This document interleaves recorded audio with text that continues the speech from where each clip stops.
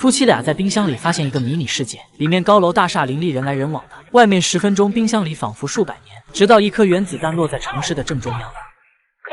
就在前天的昨天，嗨老打开冰箱，拿出一坨冰块，随后他就发现冰块里貌似有只乌蝇。西施掏出8倍镜仔细瞄了又瞄，发现冰块里原来是只中箭的影子。两人根本就来不及多想，连忙再次打开冰箱清理掉碎冰渣。眼前的一幕让夫妻俩亚麻呆住了。只见冰箱里存在着一个迷你世界，随着视线的移动，穿过一片有树的森林，很快就闪现到城堡的边界。城堡里的人都井而有序，各司其职，为了生活的奔波，忙得不亦乐乎。里面的时间跟冰箱外并不成正比。夫妻俩只是好嗨兴奋看了3-5分钟，冰箱里的世界就发生翻天覆地的变化。之后就来到了工业时代，一座又一座崭新的工厂拔地而起，并带来了港口生意的红利期。时间又过去了一眨眼的功夫，一栋又一栋的高楼如春笋般出现，冰箱里的世界已经进入现代社会。夫妻俩真的不敢相信自己的眼睛，眼看飞机